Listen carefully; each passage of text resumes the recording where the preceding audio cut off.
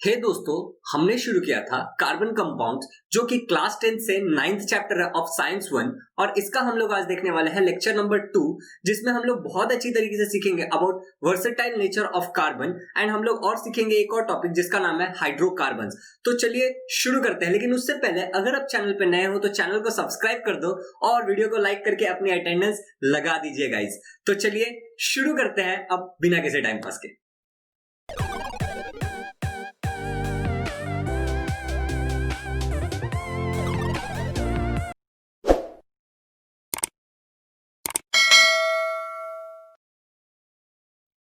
तो गाइज सबसे पहला जो एक सवाल उठता होगा आपके मन में कि कार्बन वर्सेटाइल क्यों है, तो उसका जवाब यह है कि कार्बन के पास एक यूनिक प्रॉपर्टी है। Carbon has a unique property of self linking. अब सेल्फ लिंकिंग इसका एक स्पेसिफिक नाम भी है जिसको हम लोग कैटिनेशन कहते हैं। आप लोग देख पा रहे होंगे यहाँ पे मैंने हाईलाइट भी किया है। तो इसमें कार्बन क्या करता है, खुद के साथ बॉन्ड बनाता है। क्या करता है कार्बन? खुद के साथ बॉन्ड बना करके एक लंबा चेन जैसा स्ट्रक्चर बनाता है और इसी प्रॉपर्टी को हम लोग कैटिनेशन कहते हैं। मतलब self linking property with another carbon. एक कार्बन दूसरे कार्बन के साथ सेल्फ लिंक करके एक लंबा चेन जैसा स्ट्रक्चर बनाएगा, स्ट्रेट चेन बनाएगा, इसको हम लोग कैटिनेशन कहते हैं। ये बाकी लोगों में भी होता है, लेकिन जिस एक्सटेंट तक कार्बन के अंदर है, कार्बन इस एलिमेंट में जितना है उतना बाकियों में तो नहीं पाया जाता है। तो गाइज अब अगर ये कार्बन अगर कंपाउंड बनाएगा इस तरीके से तो वो दो टाइप के हो सकते हैं। पहला हो सकता है ओपन चेन और एक हो सकता है क्लोज चेन। तो open chain can be straight chain और it can be a branch chain. तो स्ट्रेट चेन जैसा कि आपको फिगर में दिख ही रहा होगा पहले से कि कार्बन ने कार्बन के साथ बॉन्ड बना बना के एक स्ट्रेट चेन बनाया है, राइट गाइज। और अगर ब्रांच चेन की बात करेंगे तो वो कुछ इस प्रकार का दिखेगा कि कार्बन ब्रांचेस बना रहा है दूसरे कार्बन के साथ। तो यहां पे आपको दिख रहा होगा थर्ड नंबर कार्बन ने एक ब्रांच बनाया, 3 और कार्बन, और उसमें जो सेकंड नंबर कार्बन है वो फिर से एक कार्बन के साथ ब्रांच बना रहा है।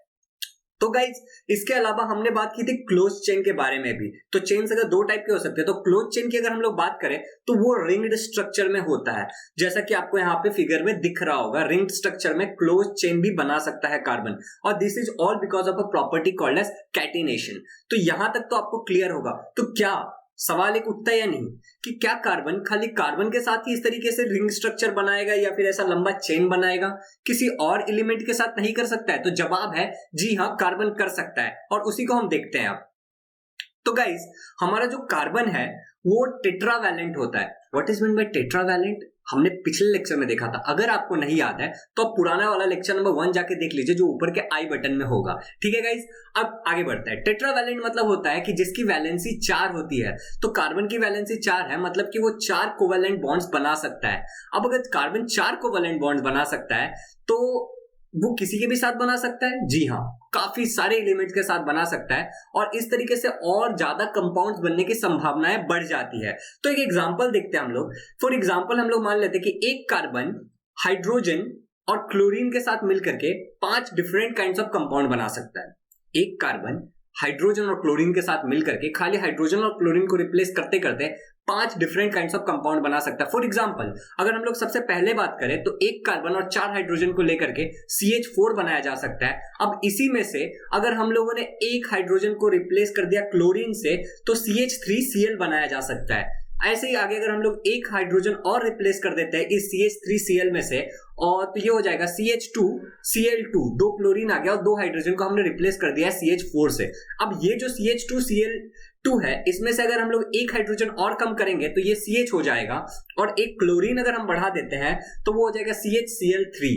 और गाइज अगर इसमें अगर एक और हाइड्रोजन हम रिप्लेस करें तो वो खाली कार्बन बचेगा, और एक और क्लोरीन ऐड कर दे तो CHCl4 बन जाएगा, ठीक है गाइज। तो इस तरीके से कार्बन के 5 कंपाउंड बन सकते हैं। आप गिन लीजिए चाहिए तो स्क्रीन पे, बस एक कार्बन हाइड्रोजन और क्लोरीन का यूज करके। तो इसी तरीके से कार्बन की जो कैपेसिटी है कंपाउंड्स बनाने की वो बहुत ज्यादा है।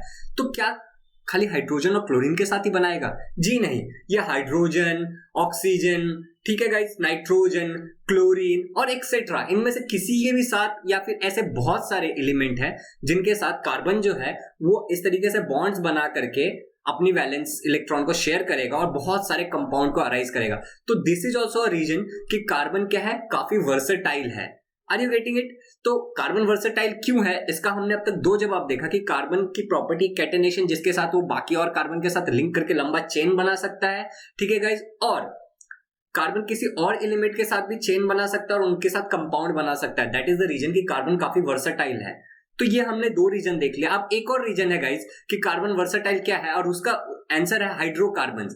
Carbon can form hydrocarbons. तो अब सवाल उठता है व्हाट इज हाइड्रोकार्बन।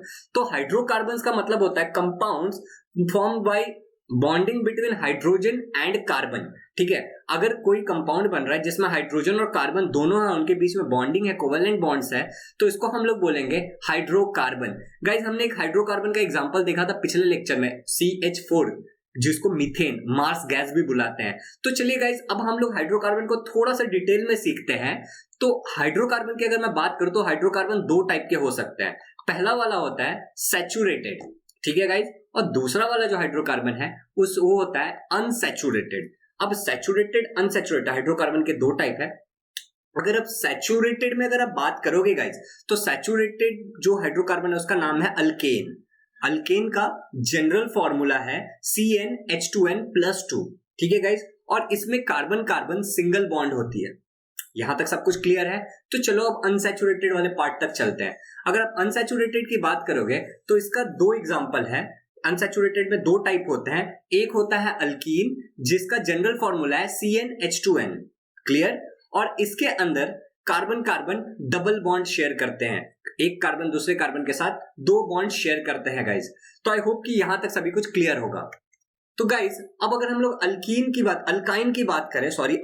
अगर बात करें तो अल्काइन का जनरल फॉर्मूला है CnH2n, ठीक है गाइस, और इसके अंदर carbon carbon triple bond share करते हैं एक दूसरे के साथ। तो आई होप कि आपको अल्केन, अल्कीन और अल्काइन ये तीनों भी हाइड्रोकार्बन्स क्लियर है।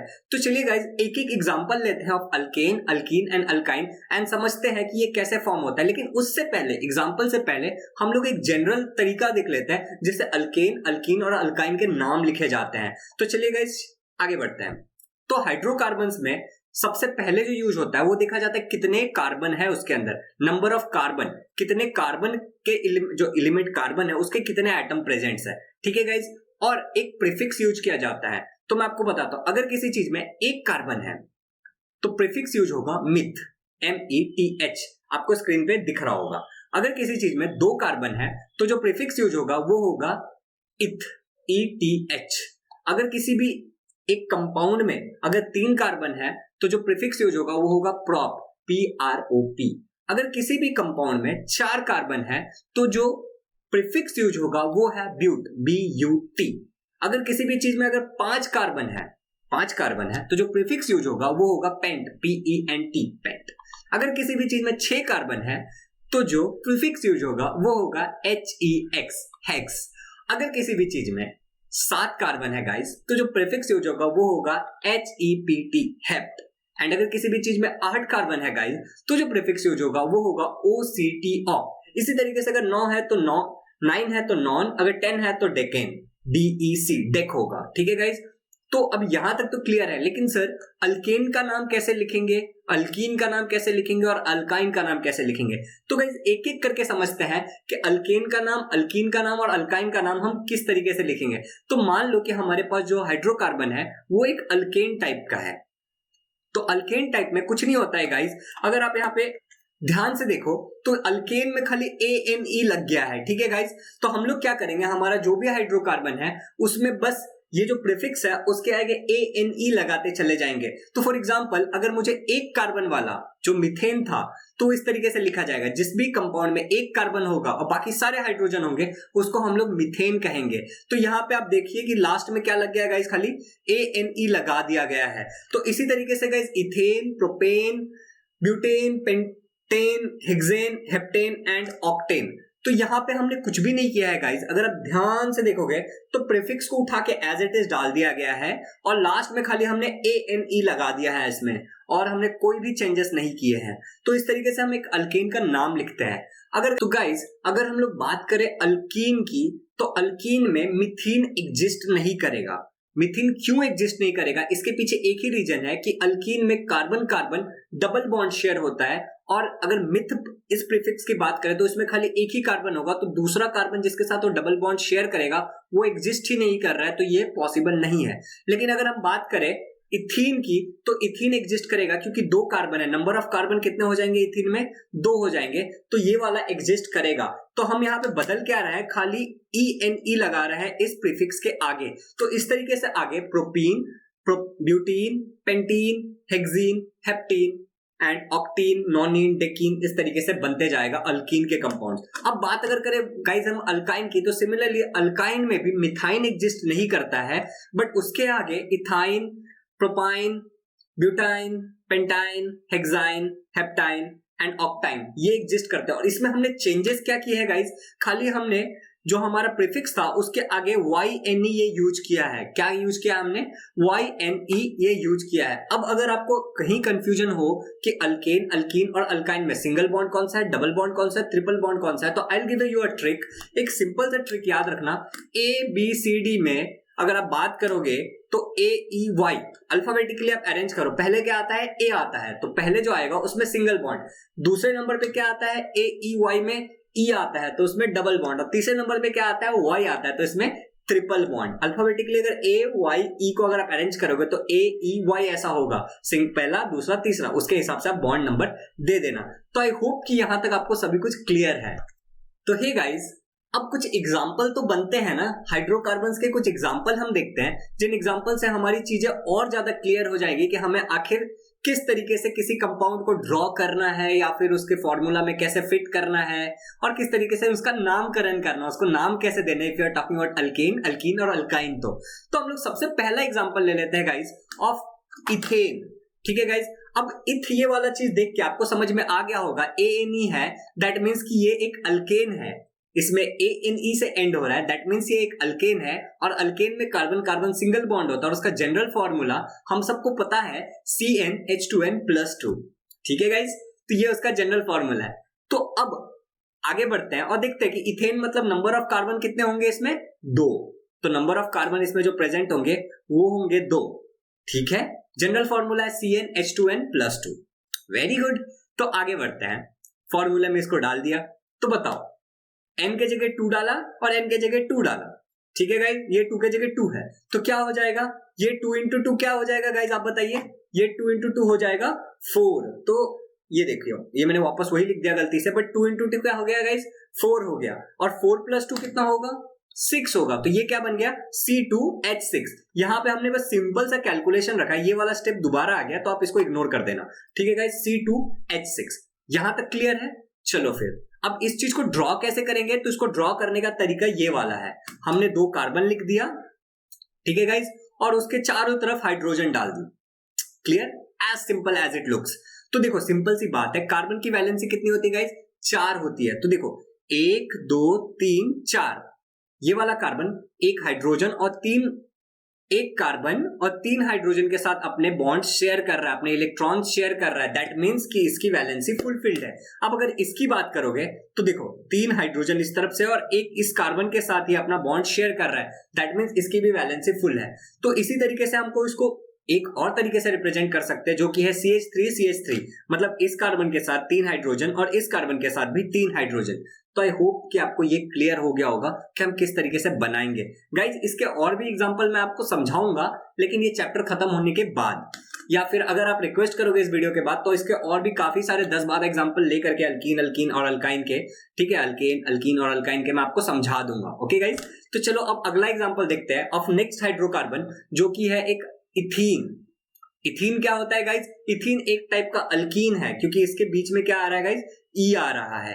ठीक है, अब अल्कीन का जनरल फॉर्मूला है CnH2n खाली बस CnH2n। अब इथीन में नंबर ऑफ कार्बन कितने होंगे, ETH है, मतलब नंबर ऑफ कार्बन 2 होंगे। जनरल फॉर्मूला में इसको डाल दिया तो CnH2n, n की जगह 2 डाल दिया तो ये हो जाएगा 2 into 2, तो ये हो गया 4। यहां तक सब कुछ क्लियर है। तो गाइज इसको इस तरीके से बनाएंगे। अब आप बोलोगे सर यहाँ पे डबल बॉन्ड क्यों डाला है, क्योंकि ENE है, ये एक अल्कीन है, alkyne share carbon carbon double bond, तो कार्बन कार्बन के बीच में जो ज्वाइंट होगा वो डबल बॉन्ड से होगा। यहां तक क्लियर है। चलो डबल बॉन्ड तो हो गया। अब बाकी देखो, इस कार्बन ने अपने 2 बॉन्ड शेयर किए, मतलब 2 इलेक्ट्रॉन शेयर किया, मतलब इसका 2 फील्ड हो गया इस कार्बन के साथ, तो बचे कितने, 2। तो 2 हाइड्रोजन की इसको जरूरत पड़ेगी। क्लियर। अब ये वाले अगर कार्बन की आप बात करोगे तो ये वाले कार्बन ने भी इसको 2 इलेक्ट्रॉन शेयर किया, तो इसको भी 2 और इलेक्ट्रॉन शेयर करना है तो वो हाइड्रोजन के साथ कर लेगा और इस तरीके से ये हो जाएगा। ओके गाइज, तो ये वाला एक तरीके से स्ट्रक्चर रिप्रेजेंट किया जा सकता है। दूसरा तरीका जो है स्ट्रक्चर रिप्रेजेंट करने का वो इस तरीके CH2 CH2। आई होप कि ये क्लियर है, बीच में डबल बॉन्ड होगा, ये मत भूलिएगा। ठीक है गाइज, अब आगे बढ़ते हैं, नेक्स्ट हाइड्रोकार्बन देखते हैं हम लोग गाइज, जो कि है एक अल्काइन। तो अल्काइन में हमने एग्जांपल लिया है इथाइन का, जो कि एक अल्काइन है और इसका जनरल फॉर्मूला ये वाला है गाइज। अगर हम लोग इसके इथ है, इसकी जो प्रीफिक्स है वो इथ है, तो इथ की अगर बात करें तो इथ में क्या होता है गाइज, इथ में हम लोग नंबर ऑफ कार्बन कितने रहते हैं, 2 रहते हैं। तो जनरल फॉर्मूला में अगर हम लोग इसको पुट कर देंगे CnH2n-2 में, तो हमें जो वैल्यू मिलेगा गाइज वो होगा C2H4-2, दैट मीन्स C2H2। ठीक है, अब YNE से एंड हो रहा है, इथाइन है जो कि एक अल्काइन है, तो इसमें carbon carbon triple bond share होगा। आप यहाँ पे देख सकते हो कार्बन कार्बन ट्रिपल बॉन्ड, मतलब इस कार्बन ने अपने 3 इलेक्ट्रॉन इसके साथ शेयर कर दिए, इस कार्बन के साथ, तो बचा 1 इलेक्ट्रॉन, तो वो हाइड्रोजन के साथ चला जाएगा। इस कार्बन ने भी सिमिलर उसी तरीके से 1 हाइड्रोजन के साथ और बाकी 3 कार्बन के साथ शेयर किया है। तो इस तरीके से हम लोग इसको भी रिप्रेजेंट कर सकते हैं। तो अल्केन, अल्कीन और अल्काइन का ये एक एक एग्जांपल लेके मैंने आपको समझा दिया है। इसी तरीके से गाइज हम लोग पूरे 6-5 एग्जांपल ले लेंगे सभी का और आपको अगले लेक्चर में मैं समझाने की कोशिश करूंगा, ओनली अगर आप मुझे बोलोगे कि सर इस पे एक लेक्चर बनाओ तो। ठीक है गाइज, तो अगर आपने वीडियो यहाँ तक देखा और आपको कोई भी डाउट रह गया इस चीज में तो आप कमेंट करिए, तो मैं आपको समझाने की पूरी कोशिश करूंगा, बाकी सारे एग्जांपल लेके भी, जैसे कि प्रोपेन, ब्यूटेन, हेप्टेन और बहुत सारे। एंड गाइज जब हम वर्सेटाइल नेचर की बात करें तो एक और कारण होता है वर्सेटाइल नेचर का, वो है आइसोमेरिज्म। तो आइसोमेरिज्म मतलब कुछ नहीं होता गाइज, बस इसका मिरर इमेज। ठीक है, और भी एक प्रॉपर्टी होती है, आइसोमेरिज्म के भी टाइप होते हैं जो मैं आपको अगले लेक्चर में सिखाने वाला हूं। टिल दैट गाइज यहाँ पे ये होता है खत्म।